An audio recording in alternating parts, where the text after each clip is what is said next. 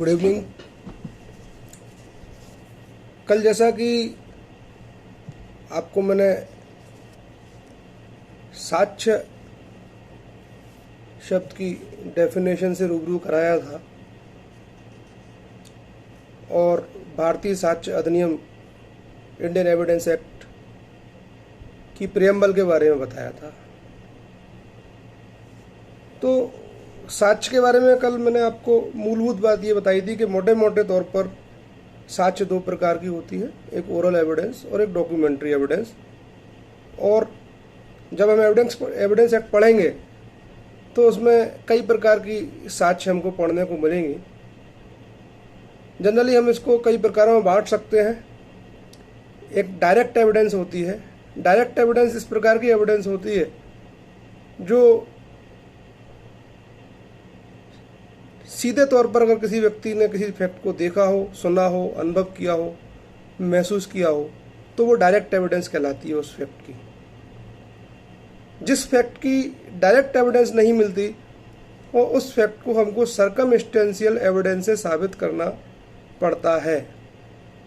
यानी जो fact in issue यानी जो विवाद का मुद्दा है दो पक्षों के बीच में, उसको जो सीधे तौर पर साबित करने वाले फैक्ट होते हैं, एविडेंस होती है, वो डायरेक्ट एविडेंस कहलाती है। और जो उसको इनडायरेक्टली प्रूव करती है, जब किसी फैक्ट का डायरेक्ट एविडेंस ना मिले तो वो सर्कमस्टेंशियल एविडेंस के द्वारा साबित की जाती है। उसको हम कहते हैं सर्कमस्टेंशियल एविडेंस। आपने पढ़ा होगा LLB करते समय, हियरसे एविडेंस भी एविडेंस का एक प्रकार है। तो हियरसे एविडेंस ऐसी एविडेंस होती है जिसको जो विटनेस देता है वो डायरेक्ट उसके अनुभव पर आधारित ना होकर किसी दूसरे व्यक्ति के अनुभव पर आधारित होती है। कहने का तात्पर्य यह है कि किसी व्यक्ति ने देखा, तो जिस व्यक्ति ने किसी घटना को देखा अगर वो सीधे तौर पर अपना बयान न्यायालय में आकर देता है तो वो डायरेक्ट एविडेंस कहलाती है। लेकिन जिसने देखा उसने पूरी घटना किसी ऐसे व्यक्ति को बता दी जो मौके पर मौजूद नहीं था। अगर वह दूसरा व्यक्ति आकर न्यायालय में एविडेंस देता है तो वो एविडेंस हियरसे एविडेंस कहलाती है। हियरसे एविडेंस के कुछ एक्सेप्शंस हैं, मैं आगे आपको बताऊंगा। उन दशाओं में ही हियरसे एविडेंस ग्राह्य होती है। कन्फेशन एक प्रकार का हियरसे एविडेंस का एक प्रकार है। उस कंडीशन में हियरसे एविडेंस ग्राह्य हो जाती है, या डाइंग डिक्लेरेशन जैसी परिस्थितियों में हियरसे एविडेंस ग्राह्य हो जाती है। तो लेकिन डायरेक्टली हियरसे एविडेंस जो है वो ग्राह्य नहीं है कोर्ट के अंदर। कुछ अपवादात्मक परिस्थितियों में ही हियरसे एविडेंस ग्राह्य होती है। एक प्राइमरी एविडेंस होती है और सेकेंडरी एविडेंस। प्राइमरी एविडेंस और सेकेंडरी एविडेंस डॉक्यूमेंट्री एविडेंस के दो प्रकार हैं। डॉक्यूमेंट्री एविडेंस को दो प्रकार की एविडेंस में बांटा गया है। एक प्राइमरी एविडेंस, यानी प्राइमरी एविडेंस से मतलब जो ओरिजिनल डॉक्यूमेंट होता है वो प्राइमरी एविडेंस कहलाता है। और उसकी जो कॉपीज होती हैं या ओरिजिनल के बदले में जो एविडेंस पेश की जाती है वो सेकेंडरी एविडेंस कहलाती है। तो जब हम पढ़ेंगे प्राइमरी एविडेंस सेकेंडरी एविडेंस वाला पार्ट एविडेंस एक्ट में आएगा तब इसकी विस्तृत व्याख्या मैं करूंगा।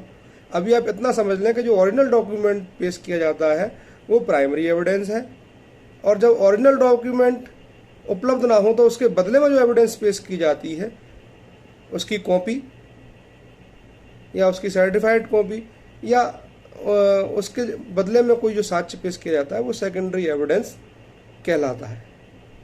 प्राइमरी एविडेंस बेहतर एविडेंस होती है सेकेंडरी एविडेंस के मुकाबले।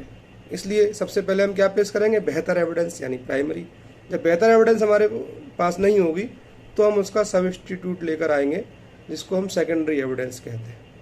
इसके अलावा कल मैंने आपको बताया था ओरल एविडेंस और डॉक्यूमेंट्री एविडेंस के बारे में मैं आपको बता ही चुका हूँ। तो ये मोटी मोटी व्याख्या है एविडेंस के बारे में। अब हम आगे चलते हैं। तो इसका जो चैप्टर 1 है, चैप्टर 1 रिलेवेंसी ऑफ फैक्ट के बारे में बताता है। और चैप्टर 1 का जो फर्स्ट सेक्शन जो शुरू होता है वो इसके short title, extend and commencement के बारे में बताता है। शॉर्ट टाइटल मतलब इसका नाम क्या है, मैं कल आपको बता चुका हूँ। इसका नाम भारतीय साक्ष्य अधिनियम है, 1872 है। पूरा नाम भारतीय साक्ष्य अधिनियम 1872 72। अब ये एक्सटेंट इस कहाँ कहाँ पर ये लागू है, तो ये लगभग सारे इंडिया में लागू है। पहले जब अमेंडमेंट नहीं हुआ था तो जम्मू कश्मीर पर यह लागू नहीं होता था, परंतु अब ये जम्मू कश्मीर पर भी लागू है। इसके अलावा जो सेक्शन 1 में हम पढ़ते हैं तो ये बताता है कि कहाँ पर ये लागू होता है। तो ये एक्ट ये कहता है कि ये न्यायालय के समक्ष होने वाली न्यायिक कार्रवाइयों पर ये एक्ट लागू होता है, यानी कोर्ट में या उसके सामने जो जुडिशियल प्रोसीडिंग्स होती हैं उनको ये एक्ट लागू होता है।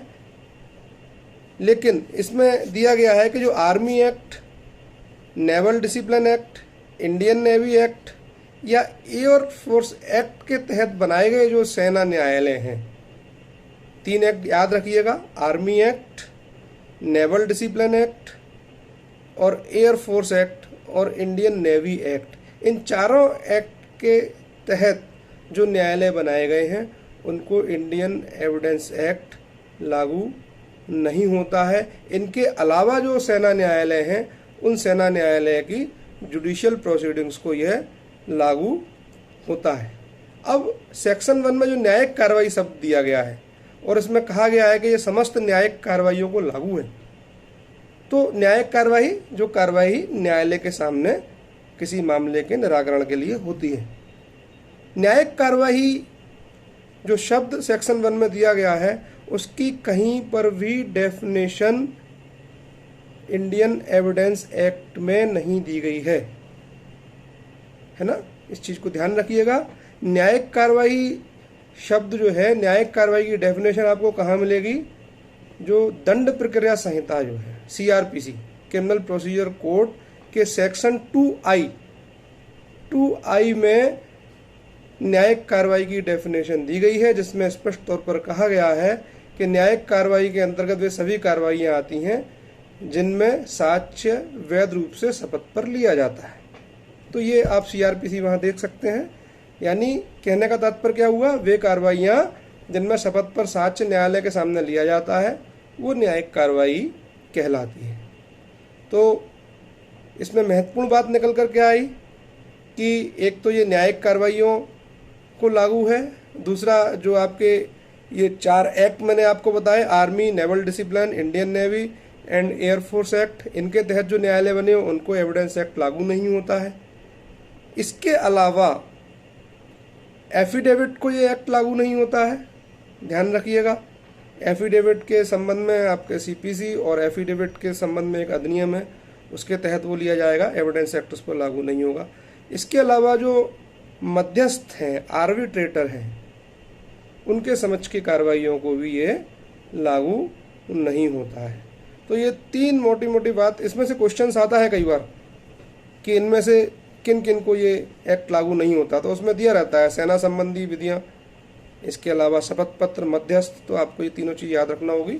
और नीचे आ जाता है उपरोक्त सभी, तो इसका D आंसर रहता है जनरली, तो वो याद रखना है आप लोगों को। तो मध्यस्थ के सामने की कार्रवाइयों को भी ये लागू नहीं होता। तो आर्बिट्रेशन एक्ट हम लोगों ने आप पढ़ेंगे जब, तो उसमें मध्यस्थ के संबंध की कार्रवाइयाँ आपको मिलेंगी। CPC में सेक्शन 89 में भी मध्यस्थ के बारे में बताया गया है।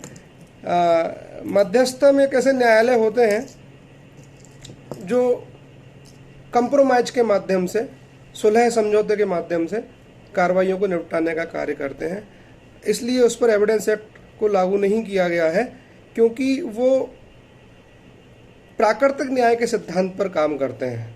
वो प्रक्रिया के कड़े प्रावधानों से बंधकर कार्य नहीं करते, क्योंकि उनको मामले को सुलह और समझौते के आधार पर जल्दी से जल्दी निपटाना रहता है। इसलिए वो प्रोसीजर के कड़े प्रावधानों को फॉलो ना करते हुए प्राकृतिक न्याय के सिद्धांतों को फॉलो करते हैं और दोनों पक्षों को सुनते हैं और दोनों पक्षों की सहमति से उसमें फैसला देते हैं।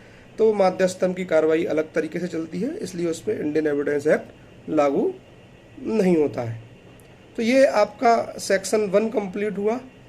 Section 2 repeal of enactments, section 2 repeal कर दिया गया है, इसमें निरस्त कर दिया गया है। इसके अलावा जो सेक्शन 3 है आपका, वो इंटरप्रिटेशन क्लॉज के बारे में बात करता है। और इसमें जो पहला डेफिनेशन जो आपकी दी गई है वो कोर्ट या न्यायालय की डेफिनेशन दी गई है। ये कहता है कोर्ट इंक्लूड्स ऑल जजेज and magistrate and all persons except arbitrators legally authorised to take evidence. तो न्यायालय शब्द के अंतर्गत कौन कौन आते हैं? सभी न्यायाधीश, मजिस्ट्रेट और मध्यस्थों के सिवाय साक्ष्य लेने के लिए वैध रूप से प्राधिकृत सभी व्यक्ति। मतलब क्या हुआ इसका? मतलब ये हुआ कि न्यायालय शब्द के अंदर क्या शामिल है, क्या आता है, इसमें इंक्लूड क्या है इसके अंतर्गत? तो न्यायाधीश हैं, मजिस्ट्रेट हैं और एविडेंस लेने के लिए लीगली अथोराइज्ड सभी व्यक्ति हैं, वो इसमें आते हैं और मध्यस्थ इसमें नहीं आते। मध्यस्थ मैंने ऊपर ही बताया, मध्यस्थों को न्यायिक कार्रवाई लागू नहीं है और यहाँ मध्यस्थ को इस न्यायालय की डेफिनेशन में न्यायालय नहीं माना गया है। तो ये चीज़ आपको ध्यान रखना है।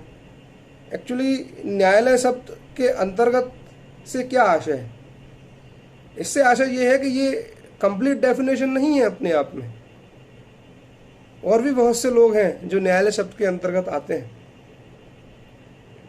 कमिश्नर, आपने देखा होगा कुछ ऐसे मामले होते हैं जब कोर्ट को एविडेंस की ज़रूरत होती है और जो विटनेस है वो कोर्ट तक नहीं आ सकता, या मौके की वस्तुस्थिति जाकर देखना है और कोर्ट के पास इतना समय नहीं है कि उस मौके पर वो वहाँ 50 किलोमीटर या 100 किलोमीटर दूर जा सके।